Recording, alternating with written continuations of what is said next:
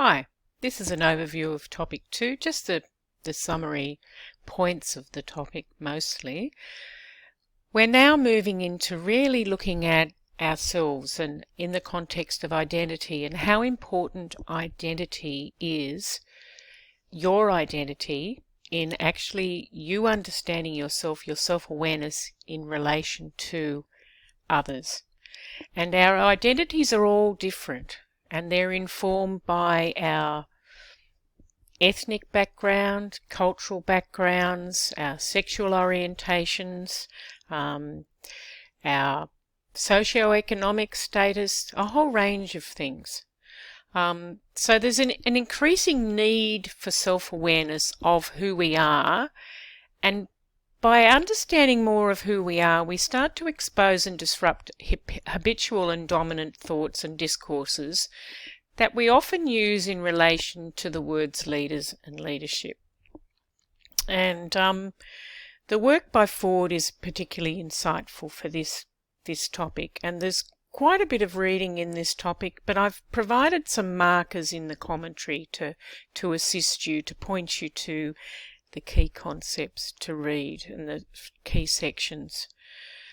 We also need to, as leaders, consider the performativity of the words leader and leadership, and take a critical perspective to studying identity and leadership. So taking a critical perspective means really looking at not just using our own and our previous frames of the words leader and leadership, starting to disrupt those notions and starting to analyse what we and others see as leaders and leadership and identity. So taking a more critical perspective, so disrupting those traditional frames that we use, particularly some of those frames where we actually look at leadership as heroic stories. How do you identify with those heroic stories of leaders? Because that will say quite a lot about your perspective on leadership. And we all are drawn to the heroes, the heroic leaders. But what we're looking at is a more collective and collaborative and relational approach to leadership that we call post-heroic. And we need to consider diversity. There is an increasingly a move from leadership traits to leader identity. So we're moving away from trait theory, to who we are as leaders, our leader identity. So ethnicity, race and gender, as I said before, all contribute to identity, and also we need to consider the under-researched areas of sexual orientation, religion and disability, and quite often we don't think about disability. However, multiple and intersecting identities, and we'll talk a lot about intersectionality through this subject, and social constructs make this complex and nuanced compared with the dominant prototype of the male white heroic leader. That is, as we discover the more multidimensional aspects of identity, the more our notions of status and power in leadership are challenged.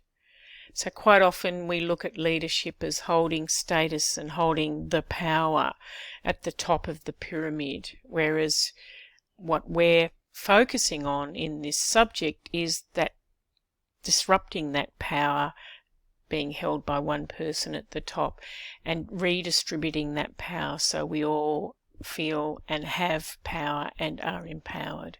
So that's a little bit of an overview of identity and leadership. This whole module is focused on identity and leadership, and there will be an online session lecture just on this module as well, which will explore identity and leadership more. And working towards your assessment, this will be really important for assessment to your digital identity story, which is due just after the break, after Christmas, in the new year. But there'll be a lot of work that you have to do to get this digital identity story together.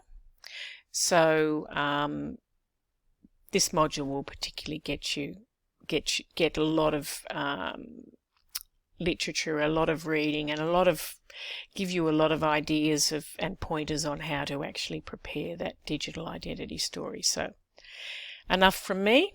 Thank you for listening. Cheers.